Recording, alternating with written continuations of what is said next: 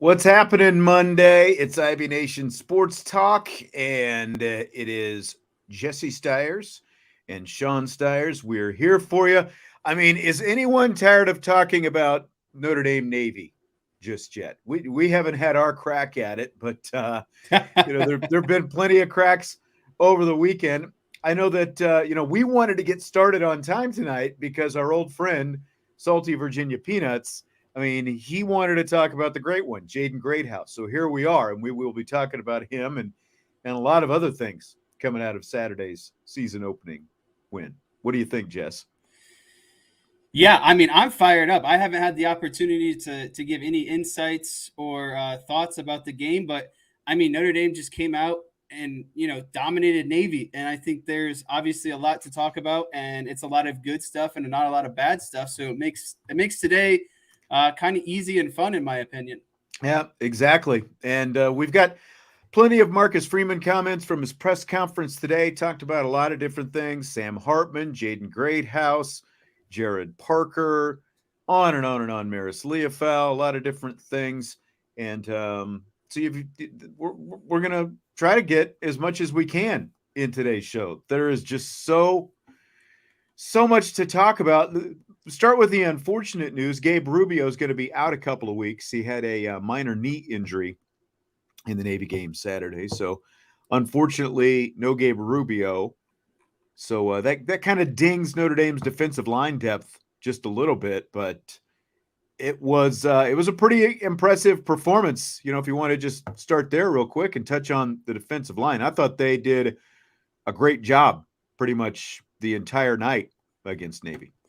Yeah, so I will say, defensively, when you give up 125 rushing yards to a triple option team where 90% of their offense, you might even say 95% of their offense is running the ball. I mean, that's a beyond excellent day. And really outside of like the first couple of series, maybe I would even say the first series, and maybe if you want to get plural, the second series too, I think ultimately what happened was, and I was surprised myself, Navy kind of came out in some stuff that really I hadn't seen before. And I'm not saying, I watched a ton of Kennesaw State and Navy film to be some, savant and the triple option that they want to run, but it was still out of the ordinary, right?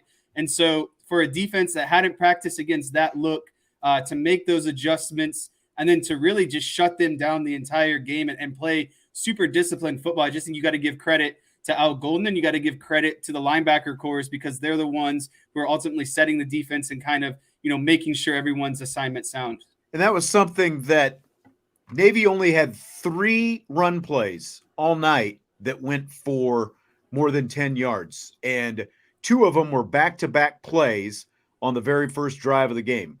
Play 2, the 14-yard run by Fofana, and then an 11-yard run right after that. After that, took to their 3rd possession till they got another double-digit run. And what Marist Liufau said after the game to what you're talking about right there was Navy lined up in some stuff that Notre Dame had not seen on film in those early drives. And so I think that there was a little bit of gap confusion.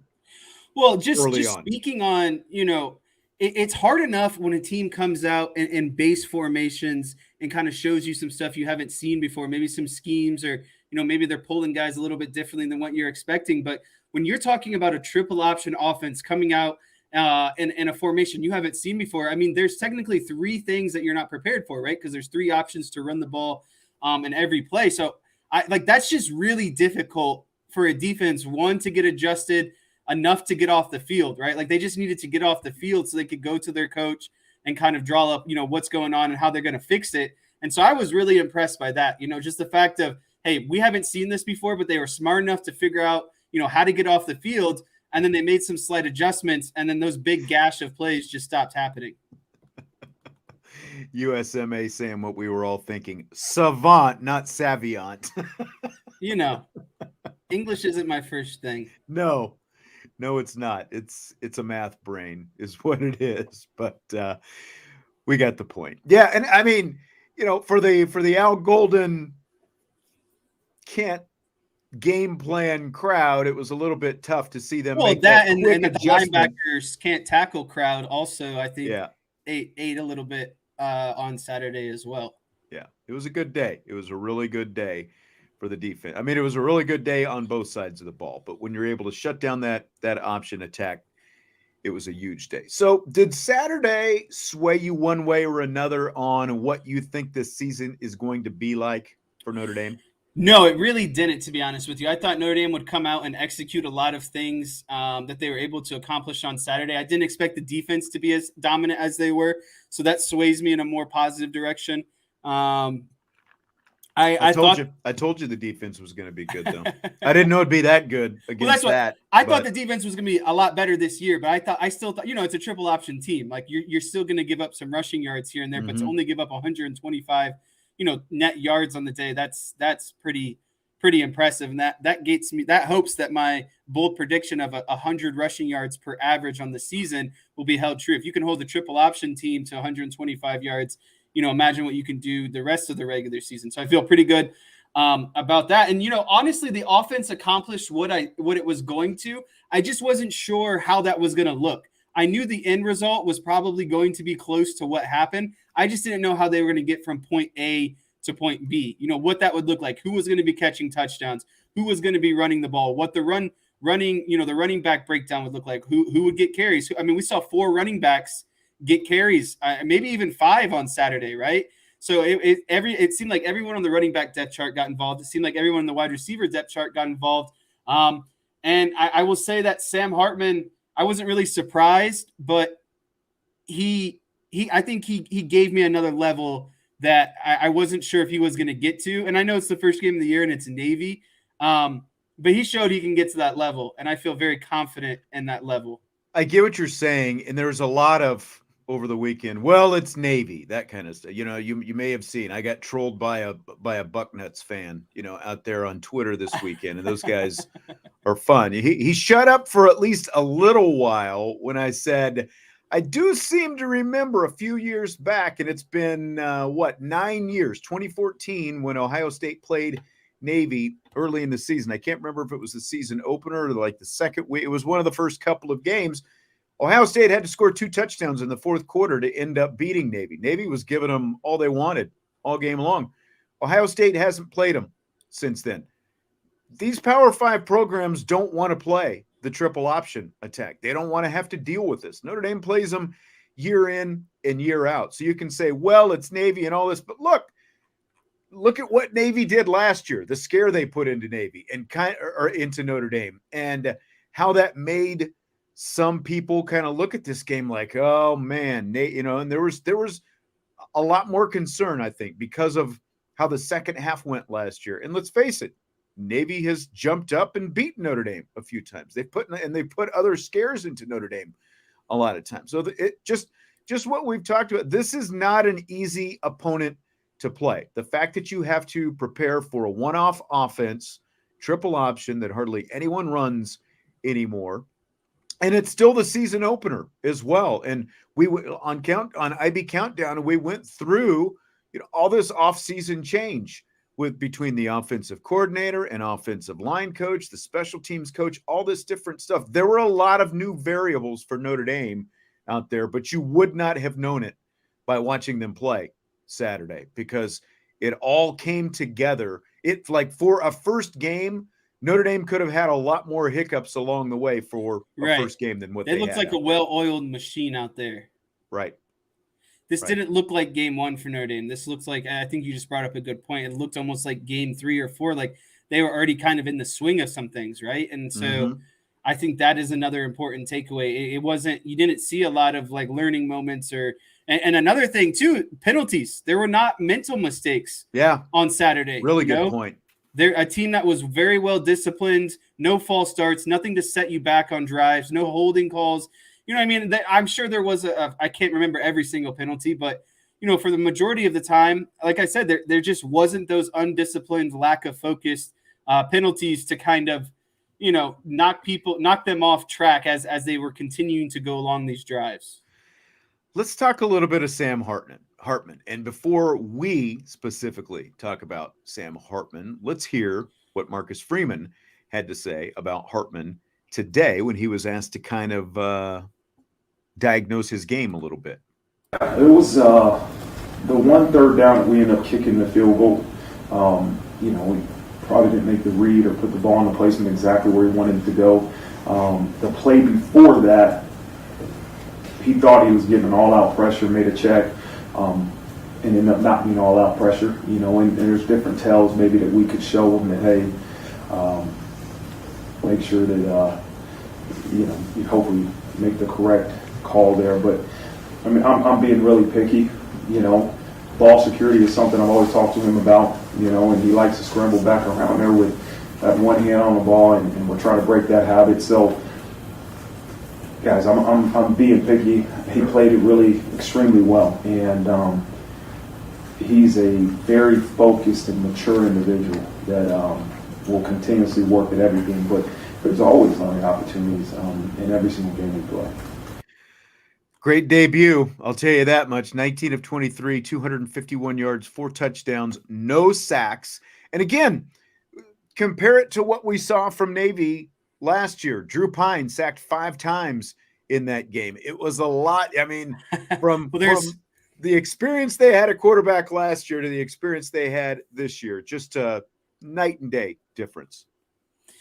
Yeah, and I think that is, overall the biggest thing or the most important thing that I saw on Saturday is, an elite quarterback can take you a long way in college football. And that was the difference from last year's Navy game to this year's Navy game. They started throwing pressures and kind of confusing looks on Drew Pine. That doesn't faze Sam Hartman. Sam Hartman easily got into checks, when he knew pressure was coming. He was able to calmly check down to his running back. Whatever it might be, the difference from last year to this year and the reason why last year's game ended up being so close and why this game was a blowout is because Notre Dame continued the blowout this year because they had a veteran quarterback who could navigate the seas under calm pressure. Nothing fazed him on Saturday. It looked like he was just going through just another day, right? And that's the thing is he's seen all this before. He knows how to react, and he does it so calmly. There's no duress, I think, in his game either. That's exactly it. Everything looked like watching him. It looked like things were just in slow motion for him. Even when he was under pressure, he knew how to sidestep. He knew how to move up in the pocket, get out, like the second touchdown pass to Jaden Greathouse. But the first touchdown pass to Greathouse, we'll talk about Greathouse specifically in a second, but let's talk about the pass because, Greathouse has great position, but watching the replay of that a couple of times, it's just a little post, and Hartman puts it right where it needs to be, right in his midsection, in stride. He hits Greathouse with that throw. How many Notre Dame quarterbacks have we seen in the last, 15, 16, however many years who can drop a dime like that, like Sam Hartman did? Not a lot of people. And again, another big takeaway I had from the game was, I thought Notre Dame would get its scoring. I thought Sam Hartman would get its passing touchdowns. I just didn't know who the ball was going to. But I think that's going to be the great thing about this offense this year. It doesn't matter if you're a true freshman. It doesn't matter if you're a fifth-year senior or, a second-year sophomore. Sam Hartman's going to throw the ball to whoever's open, and he's going to put it there and allow his players to go. And I think slow your roll. That's ultimately what he's been great at. I agree, but I want to get more into that when we talk about the receivers here in a minute. Marcus Freeman was also talked about that slow mesh offense, of course, that he came from, and how much of an adjustment that was for Hartman after getting to Notre Dame. I think it was. It was throughout the spring you saw that. There was his footwork, right? And you saw at times in practice that he would revert back to some of his previous footwork that he did at Wake Forest. And so that is something that took a lot of work to kind of really change his footwork in terms of getting into it, how Coach Parker and Coach Dooley wanted here. It's almost like, I don't know if it's like, a different language, but like he said, it's the footwork is a lot different when you're coming from that funky offense he was in at Wake Forest to something more traditional at Notre Dame. What do you think about that adjustment that he's had to make coming out of that?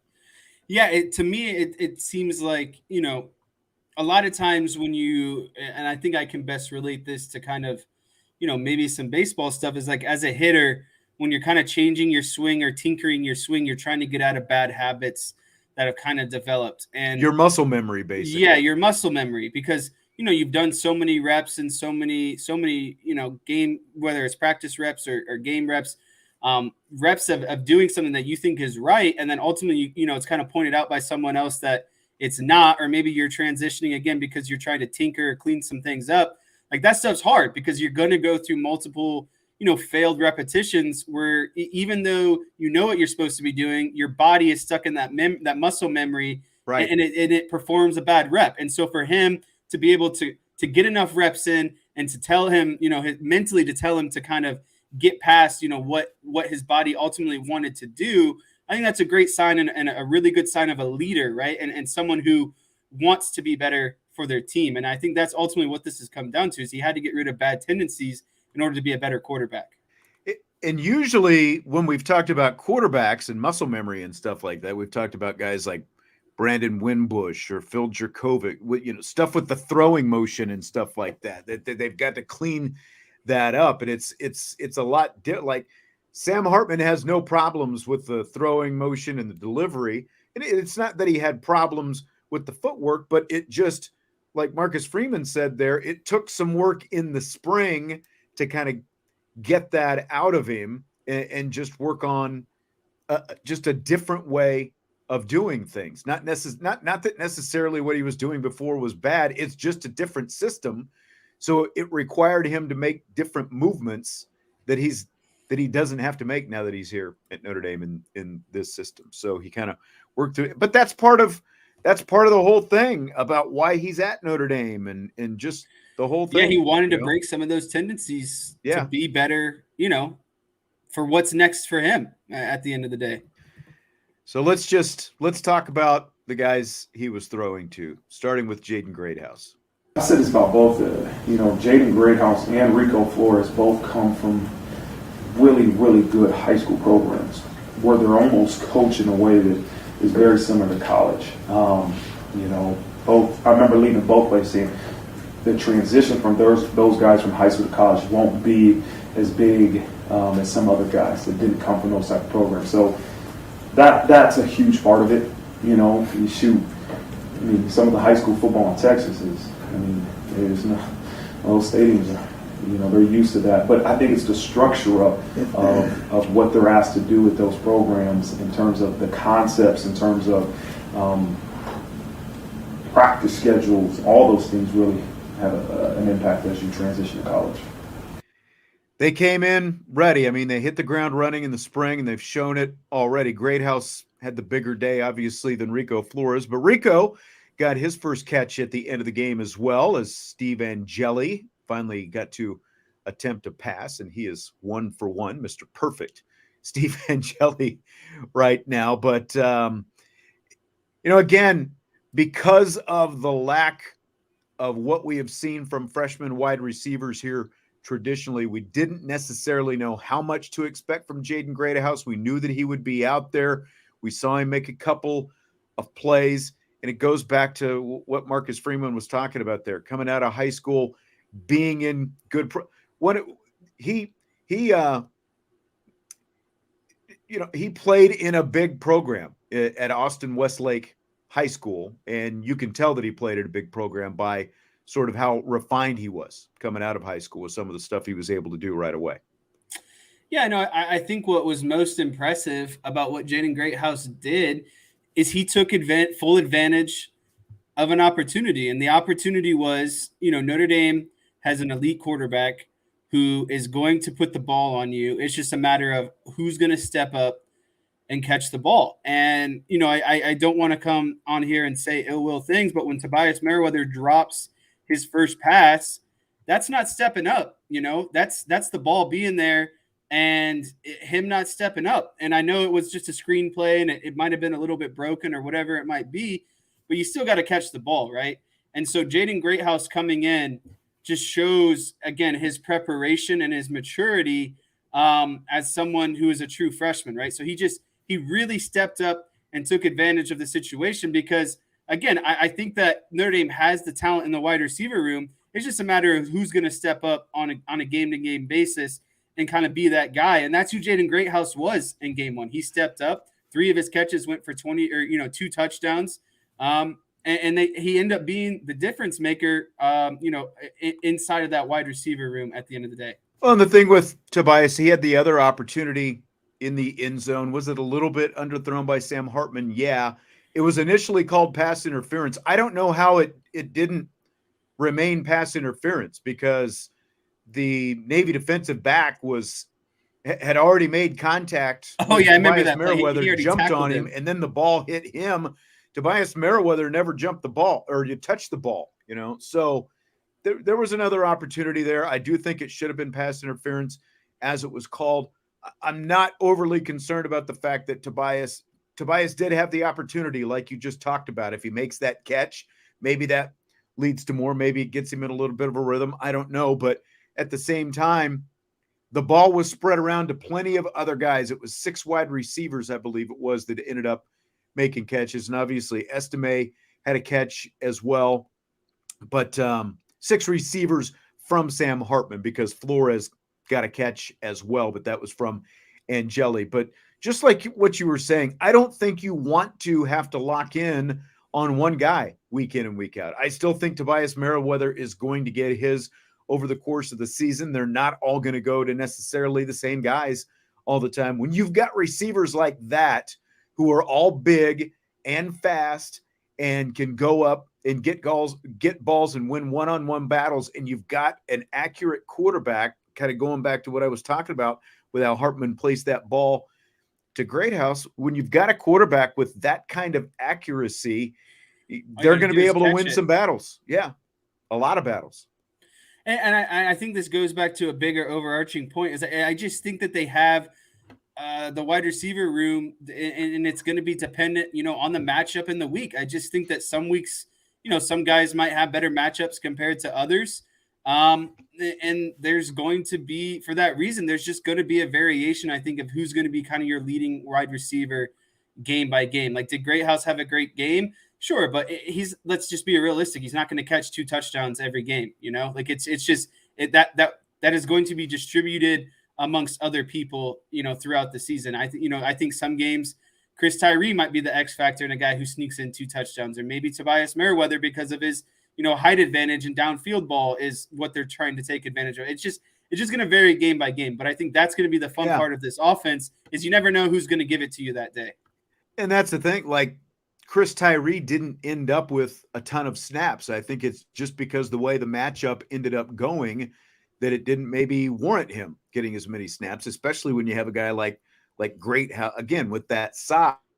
Because, most slot guys are in the stature of Chris Tyree, not Jaden Greathouse. But, so that's part of how, like, Jaden Thomas was able to give them so much production out of the slot last year and how Greathouse can this year. But I will be curious to see kind of how it keeps mixing and matching as the season goes along. I just think all these guys are going to have opportunities because you're not going to have, unlike last year, you're not going to have a quarterback who locks in on 1 or 2 guys and that's all he wants to do when the stuff hits the fan and the pressure's coming in his face. He's going to continue to find the open guy because he's got so much freaking experience that he can continue to go through the progressions, and you're just going to see guys and that's when you look at the way Tom Brady and the New England Patriots had success year in and year out, every week was just a different circumstance for the New England Patriots offense. You never had one receiver who, with the exception of Randy Moss, with the season that he had, that was kind of a one-off when you end up with a guy like Randy Moss, but you never had one guy who was just the guy. It was always 1 week it would be one guy, 1 week it would be another guy. It was just different all the time. And that's the brilliance of, I think, of the comparison is, Tom Brady never got caught up in who his wide receivers' names were He just knew where the play was supposed to go, and he put the ball exactly where it was supposed to be. And if that was, taking the 5-yard check down or the 15-yard, post play, Tom Brady was always going to put the ball for, the best scenario for his team, and he was going to put the ball where only his wide receiver could catch it. And I see a lot of that in Sam Hartman. It doesn't matter who the wide receiver is. He's just going to execute the play and put the ball where it needs to be. And he's going to give his wide receivers utmost confidence and trust that they're just going to go out there and catch the ball. And as USMA 87 says, no happy feet either, like some of these guys we've seen in recent years. But I think that's a big part of experience. It comes with the experience that he has, the fact that he's not going to have those happy feet. How about Jared Parker? His first game as offensive coordinator. Let's let you hear what Marcus Freeman had to say about his former solely tight ends coach, offensive coordinator, Jared Parker, in his debut. I told him, shoot, just every game do that. You know what I mean? It's pretty simple. Like, the way you called it that game, and every game should be like that. But I don't want to not do him justice, but I would say as I'm the coordinator, right? So I'm the defensive coordinator. Go back to my defensive coordinator days. Play calling at times can be overrated. I mean, you called such a great game. They executed, man. The operation was amazing. That's what I really thought was good, was the ability for Garrett to collect his thoughts and get them to the signalers and get them in and say, hold, hey, this is the look, I want to change the call. Like, those are the things that I was really impressed by. And then between series, the communication in terms of the different looks they were seeing versus their defense, right? And the ability to say, okay, hey, Sam, here's the looks, O-line, here's the looks. Like, that to me is what's impressive. Like, I mean, guys, you all can have a call sheet and just close your eyes. Okay, let's call this play. Like, the preparation, the execution, and the adjustments to me is really what makes a coordinator successful. And that's what to me impresses more than anything about Jared.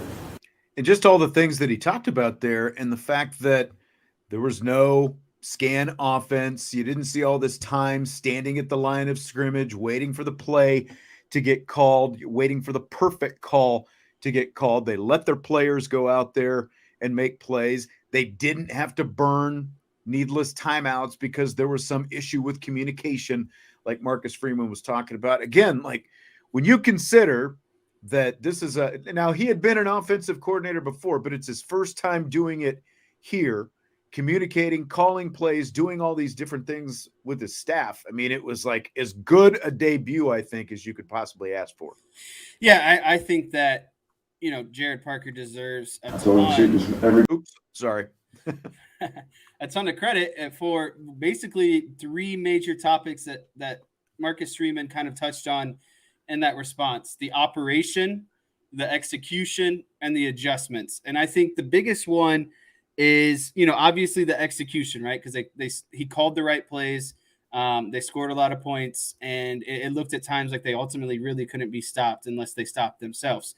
But I would say the biggest thing was the adjustments. Like, Navy came out and showed some looks that were very similar to last year. Jared Parker said, "Oh, I've seen that one before. I know how to, counter this."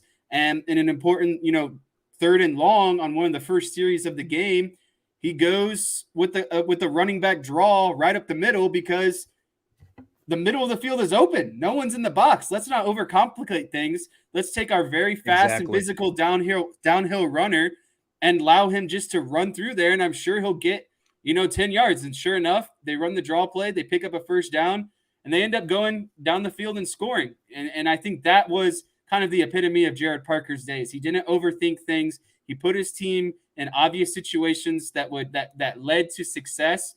And yeah, there's just nothing that was overcomplicated. He just saw what was in front of him and said, all right, let's execute, let's make our adjustments. And that's what they did. We were talking about that before we started the show. You and I were talking about that, the blitz beater, the pass to Audric Estime, where he ends up gaining 22 yards. You, on the whiteboard last Thursday, you diagrammed where they stacked those 3 defenders outside the tackle. That's exactly what they showed in that situation. And all Jared Parker and Sam Hartman had to do was just slip Audric Estime across the backfield, and it was just easy money. It was right there. Do you remember last week with the pressure coming at him? You asked me, do I think that pressure or that alignment is of concern? And I said no, because I think Sam Hartman's smart enough to make an adjustment to quickly kind of beat that blitz. I mean, that's exactly what happened. It's just not overcomplicating things. It's having veteran experience in those moments, staying calm, and just executing, a simple audible where all you got to do is check it down to your running back because they're bringing 6 guys off the edge and there's no one in the flat. It really wasn't, overly hard, but last year you would think it was rocket science almost. Yeah, exactly. Sean Stewart asks, weird, isn't it? No tight end catches. I mean, again, you don't have Michael Mayer out there, and you've got good tight ends on the field. I just don't think that I'm not saying they're not going to be part of the offense. It's just not going to be as big a part of the offense when you've got all these other weapons out there. I mean, look at the soft hands that Audric Estime showed on that other catch that he made. And between that and these receivers and the fact that every running back on the roster, even beyond Estime, can catch the ball as well, I just don't think it's going to be as big a part of the offense. Maybe as the season goes on and you try to go, you'll see more bootleg off of run plays to tight ends, I think. Yeah, exactly. As you kind of go against type, I think that could happen. Tom with an interesting question. Jesse, does Freeman and Parker save some RPO wrinkles for NC State and Ohio State? Yeah, it's the first game of the year. I don't think you're going to fully kind of come out because you want to. Here's how wrinkles work. You show a base on offense, or you show a base on film for a good amount of time, and then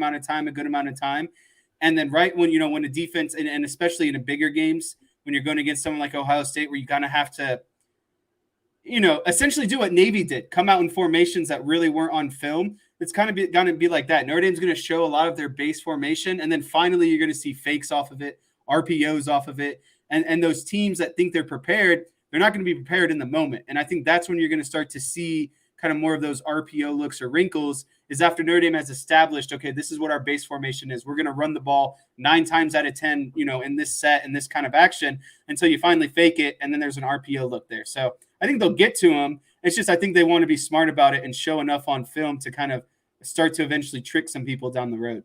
Yeah, exactly. And I think another thing, going back to those tight ends, not to get bogged down on it, I just think that Sam Hartman's a flashy offense kind of guy. And he talked about in his post-game press conference getting his playmakers the ball in space. I don't think there's anything against the tight ends. I just think there's better playmakers in space outside of the tight ends. You got Chris Tyree. You got these running backs who can catch the ball out of the field. You got, these young wide receivers who are very speedy in the open field. I just think that's more attractive to Sam Hartman than just dumping it down to a tight end and who's ultimately just going to get tackled after a 3 or 4 yard gain. If Michael Mayer were still here, he'd be a bigger part of the offense because you have a talent. Yeah, he's more dynamic in space. Exactly. And again, it's nothing against these tight ends. They've shown that they can do some stuff too, but they're not Michael Mayer. There's just not a need for it right now. But I do think that they will become a vital part of the offense as the season goes. And blocking is still, for a tight end, blocking is still a vital part of the offense as well. I've always said that people get wrapped up in the tight ends making catches, but blocking is still a big part of being a tight end, and you have to be a good blocker. And they both showed that they could do some stuff in that capacity out there Saturday. A couple new guards out there, Pat Coogan, Rocco Spindler. They were a pretty big question mark, I think, going into this season. A lot of people wondered exactly what they would look like. Here's Marcus Freeman's evaluation of those two guys. They both had winning performances, which was good to see. The physicality, as you just said, was extremely impressive. There is some execution, some calls, some techniques that we have to improve at, but they really performed at a high level, especially being their first game starting a guard. And I think, when you have those two guys outside and Zeke Correll in the middle that have played so much ball, it helps those guys be able to get into the correct calls. right? And I know sometimes you can watch it. What kind of calls do you have in the run game? Like there's calls where we're doubling back to a certain person. Well, if this guy moves, we're going to double back to this person. And those things we have to make sure we're all on the same page. But when you have those two bookends and that guy in the middle that can help out, it helps in that transition. But those guys, they performed really well. I'm proud of the way they practiced. They played. Always room for improvement, but I was, again, like, you wouldn't have known Jared Parker was calling plays for Notre Dame for the first time. You wouldn't have known that Coogan and Spindler were making their first career starts out there the way they played. Yeah, and I think this just goes back to another big takeaway, biggest takeaway I had from this game. You know, Notre Dame was just prepared in every aspect of the game. They were prepared. The quarterback was prepared. Their offensive line was prepared. The wide receivers were prepared. The whole defense was prepared. And then that trickles down from a head coach that was prepared and executed a game plan. And he was able to orchestrate his coordinators, being an offensive line, being, one of them on what needed to be accomplished this week. And, I just think that, these guys, they played very well, but they were put in very good situations by their first kind of ranking command, their offensive line coordinator. And then, the second line of command, Jared Parker. And then the third line of command, the most important one, Marcus Freeman. So I think this whole coaching staff and everyone that was below it, specifically these young guards who haven't had a lot of time playing, you wouldn't know just because of how well that they were prepared for this moment. And again, I know it's Navy, but like someone just kind of said in the chat, it's Navy until you beat Navy, how you beat Navy, and then it's just Navy. Right. Well, they still executed, they still dominated, and it was still first-time starters. So yeah. If this game looks like last year, then it's Navy. What the bleep are you doing? You're not supposed to play like that. Again, it goes both ways, and there's a reason that nobody else wants to play Navy. There is a reason for that because of the difficulties that they can give you. They exploit you. Both sides of the teams ball. That aren't disciplined. Yeah, that's right. It takes a lot of discipline. We'll be talking a little Tony Roberts coming up here in rapid fire as well. Michael agrees with you. Me and Michael don't see eye to eye in a lot of things. Him being a say, guy, even for a Giants fan, that. like, yeah, that's right. That's exactly right. Tell you what, Jess, I've saved a couple more sound bites. Are you ready for rapid fire? I am ready for rapid fire, and I'm even more fired up that we're putting these sound bites into rapid fire. All right, let's do it. One of our favorite guys on the roster, Mr. Bulging Biceps himself, Audric Estime. He was having himself a day, and then in the first quarter already, and then he fumbled a ball in the second quarter that went out of bounds, didn't play the rest of the half. So was that intentional that he didn't make an appearance the rest of the half? Here's Marcus Freeman's answer to that. Audric, yeah, he was taken out of the game. I talked with Coach McCullough about it because there's a standard that he and our offense and our team is set for that room, and you can't put the ball on the ground. And we don't care if you're Sam Hartman or Audric Estime. Like, if you're not doing the things that we say are the standards for this program, this room, then there's consequences. So part of that was, hey, Audric, you're going to be pulled for a little bit because you can't put the ball on the ground. And then to me, it's also a credit to Audric Estime, who is the guy. He's the guy. We all know that he's the guy. To be able to say, okay, I'm going to stand here on the sideline for a couple series or whatever, however long it was. When you give me my opportunity, I'm going to go in there and I'm going to go do my job. Like, it's just, to me, a credit to Dylan McCullough for the trust that his players have in him, and a credit to Audric Estime that we all know is the guy, RB1. To be able to accept that, you know what, you're going to be held accountable because you did not perform for us, and you put the ball on the ground. And I thought it was a great example to not just those two, but to everybody in that room, even our entire team. Nobody's bigger than the standard. Nobody's above the standard. And if you don't perform to the standard, there's consequences. We understand that. We know Audric Estime didn't mean to put the ball on the ground, but the ball's on the ground. So we got to hold him accountable to that standard. And so it's actually a really proud moment to be able to see that. Like, there's no pouting, there's no guy throwing his helmet mad because he's taking a notice. Hold me accountable, coach. That's your job. And when I get the opportunity to go back in, I will. And he did a great job. And I agree with what Stimey's saying. Glad to hear him own it and not brush it under the rug, because he could have just said, well, he just the game and the situation, and we just decided to give some of these other guys an opportunity and that kind of stuff. Look, ball security. You got to take care of the football. It became an issue last year. Just look at the Stanford game. Became an issue there for a short amount of time. He saw the bench for some time after those fumbles, and he came back and didn't fumble the rest of the season. And hopefully that's the case here, because as he said, you got to be accountable. You have to take care of the football if you're going to be on the field. Yeah. So a couple things I like from this, and you kind of already touched on one of them.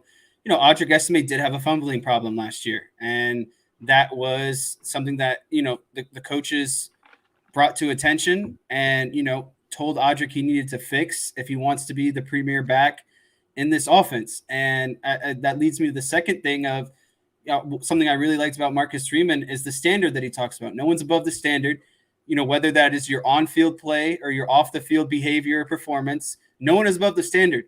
You're going to be disciplined for your actions, and you're going to, just like you get praise, when Audric gets praise for 150 yards and 2 touchdowns, he's going to get his praise, but he's also going to be disciplined when he fumbles the ball, in the second quarter of a game. What if that's Ohio State and that's a high leverage possession and they lose that ball and they lose out on a valuable possession that they need against Ohio State, right? Because the Ohio State game is more of a chess match. Every possession is going to matter. And so I like, and that kind of leads me to the third thing, is it's impressive that Notre Dame has the depth in order to sit a guy down and cool him off for a little bit, to have Jabron Payne, to have Jadarian Price, to have Jeremiah Love, to have Devin Ford all in that room.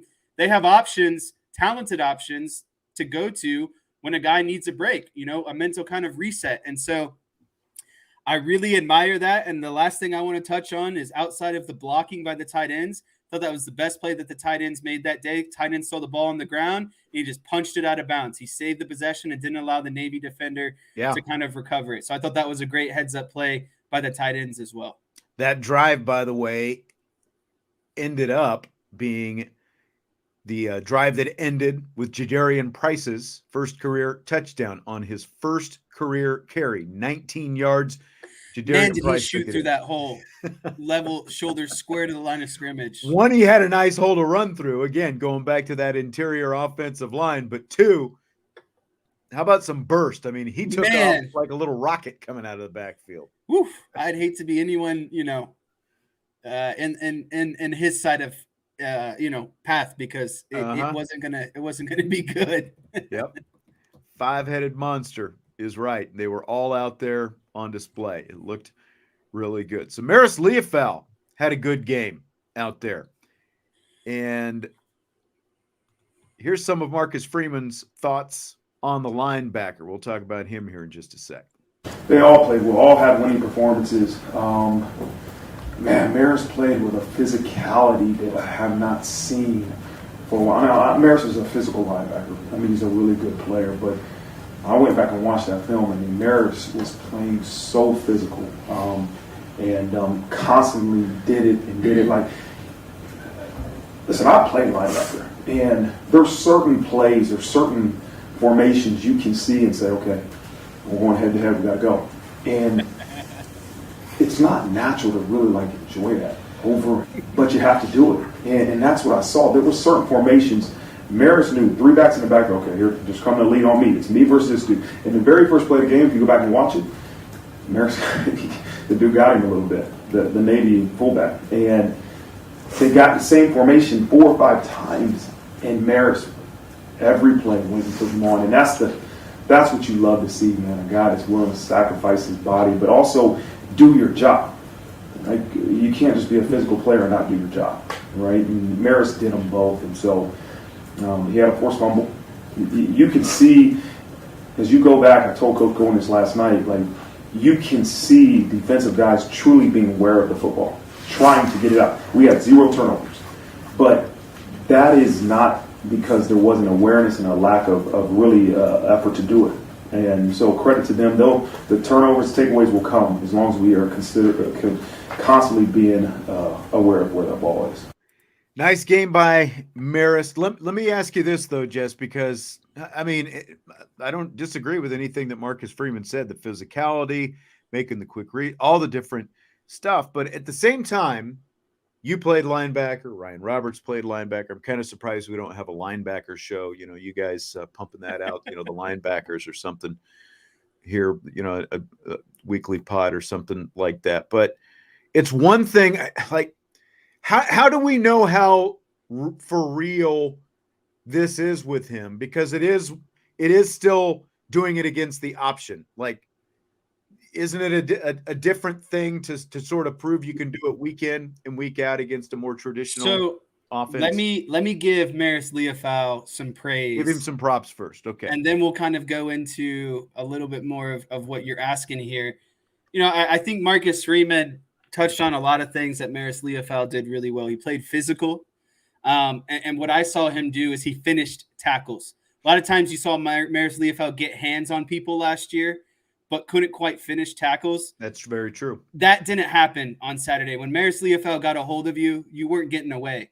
And I think that's a big step for Marist Liufau, because not only is he diagnosing the play and getting there, but he finished the play. He was physical enough to finish the play. So I think that's a big thing for Marist Liufau, and I think that's kind of the biggest praise I have to give him. But I think something I also want to talk about based off of Marcus Freeman's kind of comments is, and I chuckled a little bit, is he hit the hammer on the head when he talked about when teams come out in certain formations and you just know immediately what that means. And a lot of and the triple option, and specifically for what Marist was doing, he knew his job was to blow up that fullback probably 5 plays in a row.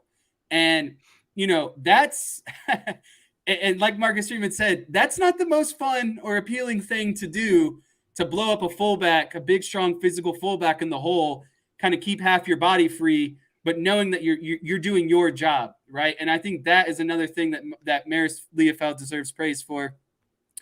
Here comes another car crash, basically. Here comes another car crash in the hole. I know I'm not going to get the tackle, but I'm still going to blow up this play and do my job. Mr. Savient, USMA has given it to you now.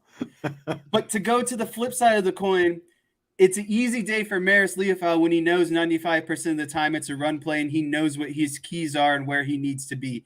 It takes a lot of thinking out of the game. The keys are much more simple, right? The keys are much more simple.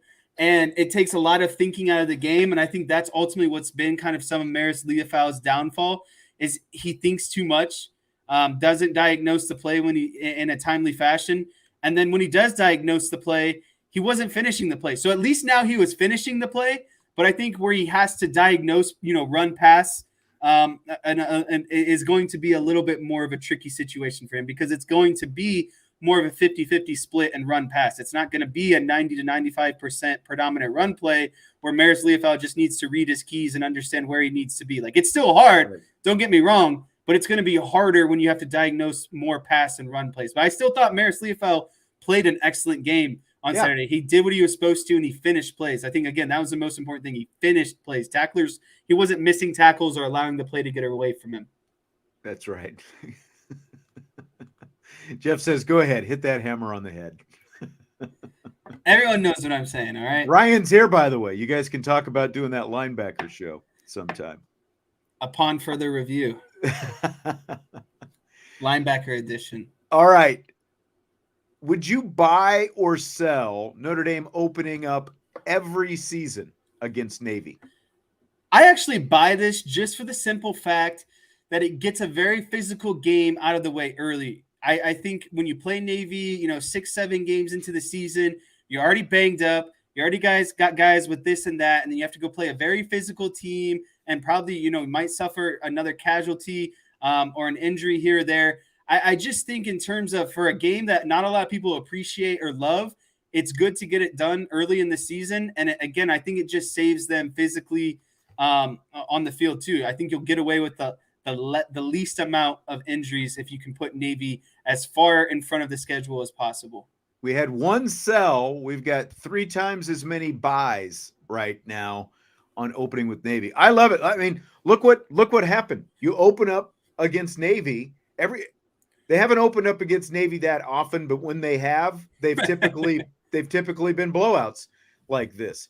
And you can garner a lot more excitement for the Notre Dame Navy game, I think, at the beginning of the season by the fan base compared to the middle of the season, because it's just by the time you get to the middle of the season, everyone just wants to get by Navy and on to whoever's next after Navy. So I think that people can get a lot more excited about it. You can, whether it's in Dublin, San Diego, or wherever it happens to be, you can obviously move it around to a lot of different places, kind of make it a big event kind of thing at the beginning of the season. I think it's a lot better for Notre Dame opening up against Navy for the reasons you outlined there than it is playing them somewhere in the middle of the season, whether it is November or October or whatever it happens to be. I think it would be like, this is kind of your compromise. If you're going to continue to play Navy every year, why not just have them at the start of the season where, as Marcus Freeman talked about last week, you've got the entire offseason to prepare for that one-off offense. You get past that physicality like you're talking about, and you move on afterwards. I think it would be great to kind of make that the Notre Dame Navy tradition. Open up the season with them every year. I think it would be perfect. Fill in the blank. Navy kicking the field goal at the end of the game was blank. Navy kicking the field goal at the end of the game was weak, but understandable. At the end of the day, someone asked me about this. Why did Navy not go for it? And da-da-da-da-da. Well, it's a lot easier, in a game where you're ultimately, taking a shellacking. It does a little bit for the team's confidence when you're not getting shut out, right? And so even if you put 3 points up on the board, I understand what they're trying to accomplish. I don't think their sole mission was to be like, oh, we're here to just jack up, the shutout or whatever. I mean, that's kind of true, but at the same time, it's like a team trying to bunt when a no-hitter's going at the end of the day, at the end of the game, right? Like the 9th inning rolls around, you got a couple guys trying to lay down a bunt. I get it. You're trying to you don't want to be the team that gets no hit. You don't want to be the team that's not shut out. It does a lot for moral confidence and team confidence, even if you're just going to put up, 3 points or whatever it might be. It might be measly. So at the end of the day, like, it's Bush League and it's weak, and I don't agree with it, but I understand it from a coach's perspective for what he's trying to do, for the rest of the season and his players' kind of morale and mentality after the game. It looks a little bit better when you have 3 points instead of 0 points on the board. And I do get it. I understand, because you are Navy and you are not a good passing team. And from where they were on the field, I thought initially they were probably going to go for it. I get it's not like if you score that touchdown, what was that, midway through the fourth quarter? It's not like impact on the game. Yeah, it's not like, oh, we got to get this touchdown because now we're going to start this big rally and it's going to get us back in the game. All you want to do at that point is avoid the shutout. So I get it. They weren't going to win either way. So why not? You might as well kick the field. Like Syracuse did it a few years back. Remember in the Yankee Stadium game, the Shamrock Series game that they played out there. I get it. Get the goose egg off your back. What about Audric Estime? I forgot to ask you this when we were talking about Audric. What did you think about the fact that Notre Dame had him still out there at the end of the game in the fourth quarter, running the ball like 3 straight times to start that last drive? I think that I don't necessarily completely understand it. I don't know if that maybe had some repercussions from the fumbling incident earlier in the game. Maybe that was like, hey, you're on kind of cleanup duty now. I don't know if that's what that entails. Obviously, his legs were fresh. I know a lot of people are going to say, well, why would you risk injury or, anything like that? And I get that, but, it's still the first game of the year. Guys are still, got the adrenaline flowing. Personally, would I have kept Audric Estime out there? Probably not, considering the depth that they have, and they already let, Love had 4 carries, Payne had 6 carries, Price had 4 carries. why not mix in some of those guys? Why not give Ford a couple carries? So I don't agree with it, but I think there had to be kind of some underlying, reasoning for it. Maybe that was cleanup duty because of the fumble at the end of the day. Yeah, and between just everything that you mentioned there, like Jeremiah Love or Devin Ford, either the young guy or the old guy, I would have thought that maybe that they would kind of give those guys some reps. And plus the fact that the game is obviously well in hand. Like, do you really want to risk something stupid happening to Audric Estime at the end of the game? That's kind of what I was concerned about, those things. I don't know. Anthony asked, Jesse and Ryan on the field together, who's the Mac and who's the Buck? Ryan says, Jesse's the Mike and communicator. Let me play in pursuit. So no one's going to try to, jump all over the mic. So, I mean, you got to like that, right? Yeah, that's a nice tandem. I could hold down the mic. Ryan's got a little bit probably more speed and agility on the edge. Let him run some little bit of will action, maybe some rover action, get him out in coverage, bring him off the edge a little bit. We got to use all that athleticism that he has. I agree. So Noah Eagle filled in for Jack Collinsworth in the NBC booth, did the play-by-play because Collinsworth was ill. What did you think of Noah Eagle? It was funny. I texted you at the beginning of the game, and I was like, is Noah Eagle Ian Eagle's son? And you're like, no. Or sorry, I was like, is that Ian Eagle's brother? And you're like, no. That's his son. And I was like, well, I feel bad now for Ian Eagle for, Noah Eagle saying that, he's old enough to be Ian Eagle's brother, but it turned out he was his son. I loved Noah Eagle. I thought he brought just a fluidity and a different amount of professionalism to the game. It just didn't seem as amateur-y or gimmicky with Jack Collinsworth. Like Jack Collinsworth is always like, ha, ha, ha, kind of vibe, like da-da-da-da-da. But like Noah Eagle to me, again, felt just very professional. I thought he went about the game in a very smooth manner. And for a guy who probably didn't have a ton of time to prepare, with Jack Collinsworth being sick and ill and having to leave the country and to kind of fill in an emergency, I just thought he was tremendous. I would prefer Noah Eagle over Jack Collinsworth full time if it were up to me. But maybe that's not in the budget. Maybe that's not Chris Collinsworth approved, over there at NBC. So, a man could only hope or wish at this point. But I loved having him.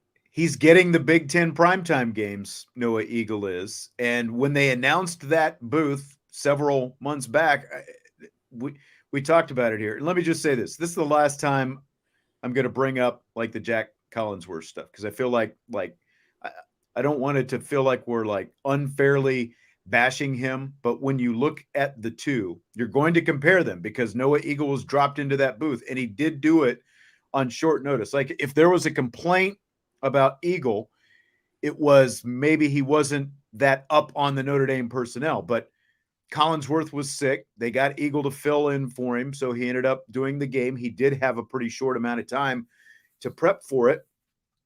But you can tell that he is Ian Eagle's son, like between the voice and the look, the professionalism. He went to Syracuse, where like 95% of the professional broadcasters around the country end up going. Like you can tell this guy is a professional broadcaster. And it sounds a lot different than Jack Collinsworth, who is still, though these two guys are about the same age, they're not that far apart in age. There's a huge gap in the ability of these two guys as play-by-play guys. And I said that you would, again, when they announced that booth that he was going to be doing the Big Ten, I said that you would be able to tell the difference between the two. And that's what you got out there. I thought he did a great job, especially on short notice, filling in for Collinsworth out there. But he's going to be doing the Big Ten games. How about Jason Garrett? He was just getting railed on social media during the game.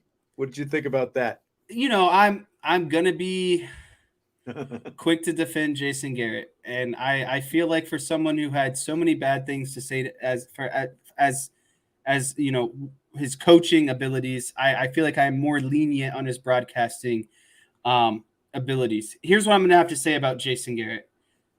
Jason Garrett was criticized for a lot of comments, I think, just, talking about really what was a blowout. So when a team's getting blowout, how do you say positive things about a team that's essentially getting blown out? And I think that's the issue that Jason Garrett was running into. He just kept kind of saying, how Navy was this, a mental toughness, or, Navy is all this military training makes them mentally tough. Or there was just a lot of comments kind of about Navy in regards to, things that were going on outside of their on-field performance. And I think Jason Garrett was in a tough situation because he has to be enthusiastic and try to come up with things to say ultimately about a team that's getting dominated. So could Jason Garrett be better? Sure, but I still think people nitpick Jason Garrett at the end of the day. And again, it was a blowout, and I think he kind of was more like a robot, like eat you, and didn't really show a lot of enthusiasm, which I get. But it's hard when a team's getting blown out like Navy was. But I think that's kind of one of the bigger knocks on him. Like I had Brian Curtis on from the Ringer Press Box podcast back in the summer before I did my vacation, and he's a Dallas Cowboys fan as well. And we talked a little bit about Garrett. It's like he hasn't necessarily shown a whole lot of personality. I felt having a more polished and professional sounding play-by-play announcer in there with him in the booth, I thought that it helped. Same. I thought No Eagle helped out Jason Garrett. Yeah. It would have been worse probably with Jack Collinsworth there. I agree. It would have been more awkward, and I think Jason Garrett would have been like, I don't know what to say in this situation, and there would just been, again, more awkward silences. Yeah. The thing with coaches, when they go to the booth, is you get a lot of coach speak still. Players have tended to be better, I think, overall announcers, because you just get a little bit more flavor. You get their true personality. With a coach like Jason Garrett, he's buttoned down all this stuff, and press conferences with the Dallas Cowboys, I think it's a little bit more guarded. That's what you get. Like the one, he said something in the fourth quarter to, something to the effect of like wondering if Navy was going to make some comeback when it's 42-0. It's like, really? Like that's your, and I'll tell you what else though, kind of jumping here a little bit beyond Garrett. I think Garrett is Garrett, and that's kind of what you're stuck with. And again, I do think a more polished and experienced play-by-play announcer helps out Jason Garrett. I thought that NBC's the little pregame, postgame show that they did was fairly solid. I like Michael Robinson. I thought that it was, Matt Castle was a little bit stiff early on, but I think he's got some potential. I'm not sure who the other guy was. I don't know if you remember, watched any of it and saw it, but I thought it was decent. And I think that we're going to get some of this because the Notre Dame game will end, and then you're going to have some time to fill before the Big Ten game starts. So I think there'll be more of that on NBC going forward. Some of that pregame, postgame crew that they've got. Yeah, I'm going to be honest with everyone here. I'm going to put myself out there. I didn't see any of the fourth quarter or the post-game show because I had a friend over. We were watching the game, and, I've had a bad kind of foot ankle situation going on.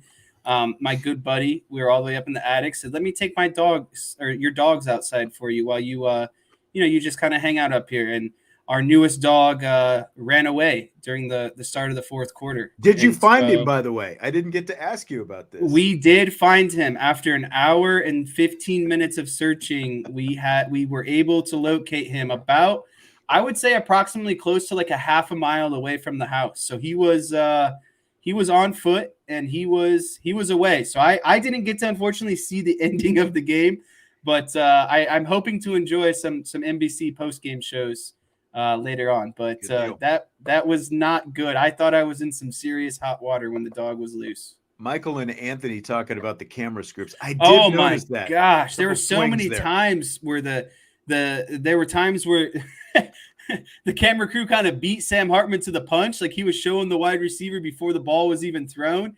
And then there were times on the triple option where they got fooled by the option a few times. Yeah, it's like, move the camera. That's not where the ball is. Didn't notice that. Yes. Well, they did wear the alternate uniforms out there Saturday. Would you like to see, and obviously they're going to wear green. against Ohio State. Would you like to see Notre Dame wear more alternate uniforms going forward? I'm just going to say no. I'm more of a traditionalist. I like using alternate uniforms sparingly because then it gives it more of a reasoning or a punch or kind of like excitement for me. But I thought that those jerseys looked really sharp. I thought they made some minor adjustments to kind of their classic uniforms, nothing crazy. And I thought that they looked great and they fit the situation. Like I don't mind Notre Dame doing a green uniform, a Shamrock Series uniform, and then maybe even like a bowl uniform at the end of the season. I think that's enough of alternate uniforms for me. Yeah. I'd say 2 games during the regular season, and then, like you said, mix it up a little bit. Typically, the big addition in the bowl game is putting the names on the back of the jerseys. I'd like to see, like I'm a fan of the Shamrock. Throw a Shamrock on a helmet or something. I wouldn't mind seeing that. Like they put the little Irish flag on the front. Just some little tweak. Maybe instead of the names on the back of the jersey, like you throw some Shamrocks on the sleeves, or I don't know, something. Like I know that you're a fan of those all white, the icy whites they wore in the Dallas Shamrock Series game against Arizona State a few years back. But hey, if people don't want them, I understand. But I wouldn't mind seeing more alternate uniforms every once in a while, a couple times a year. So Tony Roberts, the longtime Notre Dame radio play-by-play announcer, unfortunately passed over the weekend. Here's a quick couple of hitters from the 1989 Notre Dame Michigan game at the Big House. Field got around the 5-yard line. The kick will come down, and Gibb will take it. Takes it at the 12, 15, 20, 25. He's at the 30. Afterburners are on. He's going 40, 45, 50. Down the sideline at the 35. A right side goal line at the 10, the 5. A touchdown, Irish. The Rockets back for it. He's at the 9 to the 10. Gets to the 15, the 20, 25, out of the pack, 30, 35. Goodbye, baby. At the 50, the 40, the 30, the 20, the 10. Bye-bye, Rocket, touchdown, Irish. Tony Roberts, he was 94 years old, was the play-by-play voice of the Irish from 1980 through 2006. You're probably too young to remember him, Jesse. He was my kind of play-by-play guy. We were fortunate back at the first radio station I worked at when we came to town. We used to do our pregame show up in a booth in the press box. You were up there with me once or twice, but our booth was right next to the Westwood One radio booth where Tony Roberts was, with Tom Pagna first and then Alan Pinkett the last few years as well. Just a great, passionate play-by-play announcer. Vince and I were actually lucky. I think it would have been like the 2006 Blue Gold game. It was when Jeff Samardzija was pitching. Tony Roberts came up and sat in the booth with us for a couple of innings. He was just a great guy and a great play-by-play announcer. And those are two of my favorite. I know the quality of that audio there was not great, but those are definitely two of my favorites. The 2 kickoff returns that Rocket took back against Michigan in the Big House in '89.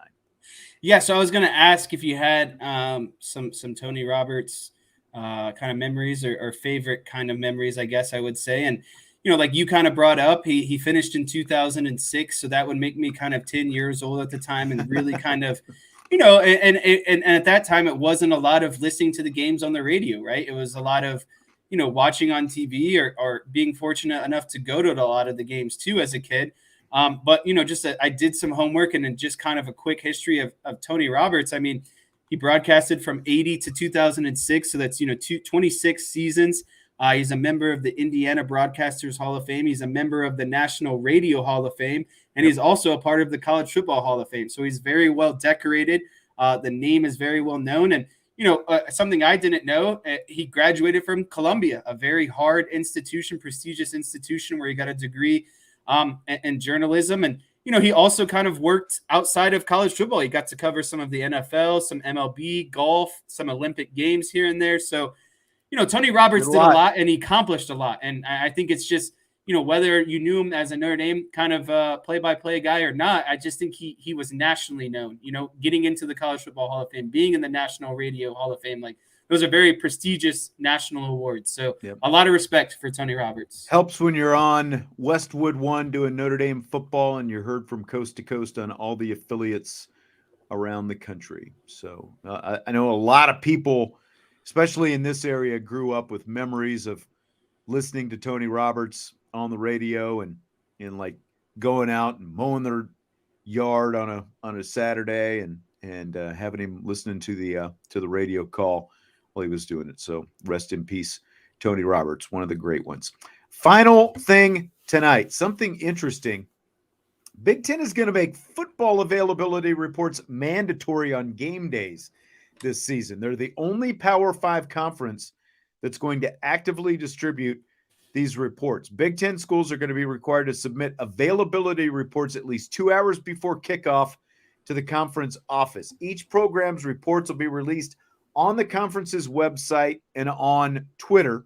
I'm just not comfortable calling it X, no matter what they say right now. But if a school doesn't send in its injury report within 2 hours of the start of the game, it could be disciplined. So what do you think about this? Do you want this to become the norm in college football? The NFL has the injury reports that they have to turn in. Do you want college football to go that direction as well?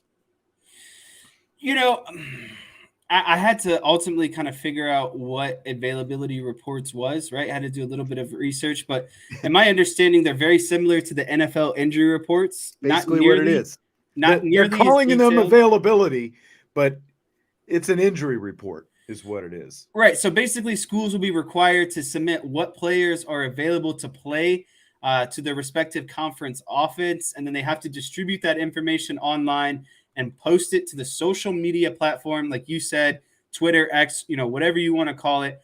So it becomes public knowledge. I don't necessarily see the benefit of this. I think as long as the coaches, the opposing team's coaches, know what's going on and know who's available and who's not, I think that's respectable, right? Like, I think if your star wide receiver is listed as game time decision all week, I think the other team's coach has the right to know if that player is ultimately available or not.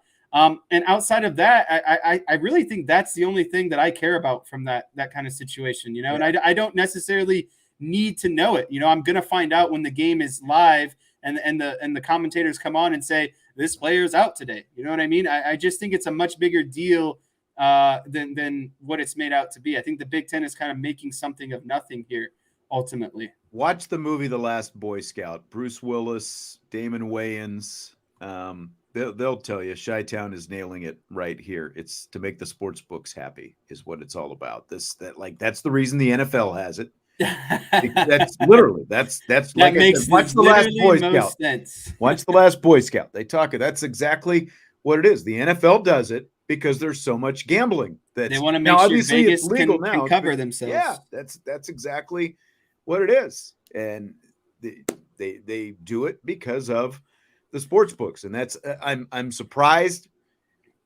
Maybe I'm surprised that no one has done it before, but at the same time, like I find it odd that the Big Ten is going down this road because we've come this far, and no one has done it before, and they've decided they're jumping in. Like the Big Ten already with its TV contracts was kind of trying to go to an NFL model, and everyone's talking about, oh, you're going to have 2 super conferences and all that, and it's going to become like pro football. This is just another step in that direction. I'm really surprised that the Big Ten is going down this road. So I would not want to see it. Is my answer. DT was talking in here. I think I starred the wrong comment. He says Sean never comes on the daytime show to join in the chat. That's because Sean is working on other things in the middle of the afternoon on the chat. He is either working on his show or he is writing, like, going to press conferences, doing other things. Come on, man. We've all got our jobs to do. Maybe I was watching a little bit of the post-game show the other night as we were waiting for, some of the Marcus Freeman audio to come back to us from Ireland. I don't know if I'll have many opportunities though, because the home games I'll be at the press conference and all that kind of stuff. I was going to say maybe I could do more of that, but it's tough. We've all got stuff coming on. or going on. Come on. Michael asks if it's true that Noah Eagle and Todd Blackledge are doing the Ohio State game. I have not heard anything along those lines. Like, maybe they would, since it's, part of the Big Ten deal or whatever. I have not heard if that's going to happen, though. It is a Notre Dame home game, so I would assume that it's still going to be Collinsworth and Garrett because they do the Notre Dame home games. But Stymie brought up a good point. What did you think of the new clock rule? Did you notice it? Did you think the game moved quicker? I'm gonna save that for tomorrow. I'm gonna save that for tomorrow because I found some information, some data, like opening weekend data, and I don't have it all here in front of me. So Rapid Fire Tuesday, that'll be in there. Or it might actually be what you coined the phrase last week, Overreaction Tuesday. I wanted a little bit of that segment. I was gonna mention it for today, but I think we can. I think there's like such thing as fun overreactions, and I think those would be kind of fun to touch on maybe tomorrow. Yeah. Josh says, but it's prime time. I mean, I realize everyone's just begging for Noah Eagle now, and you're looking for an excuse to have him, but it is still a Notre Dame home game, and I think that is going to take precedent over that.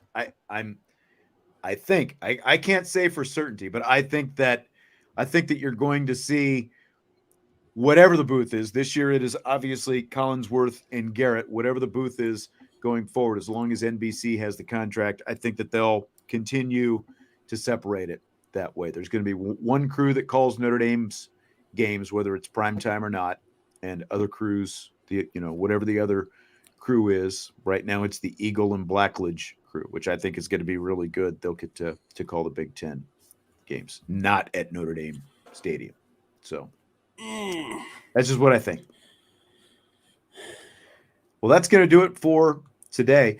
I do want to say there are more people listening and watching the IB podcast shows right now than ever before, and we definitely appreciate you being here. If you're new, we appreciate it. Of course, go to irishbreakdown.com, be a part of the premium board where you get a lot of intel and stuff like that. But great community, and we appreciate it. We appreciate everyone who listens and watches all these different shows. It is great to have you here, and I think it's going to be a really fun season. So looking forward to more of it as we go along. Thank you very much, Jason. We appreciate you and everyone else as well. There he is. The bandit who got away. He got away. He stole my fourth quarter. He's crying. That is not Henry. Tell everyone his name. This is Scooby. Scooby. He's a fostered dog, and he's just a little puppy. Made a puppy mistake. Got out. Dad made a mistake. Didn't take him out on the leash. But here we are, reunited, and we found him. So all is good. Even you, Tommy. Even you. We even appreciate you. Hit the like button on your way out. And, of course, subscribe, rate, review, and we will talk to you mañana on IB Nation Sports Talk.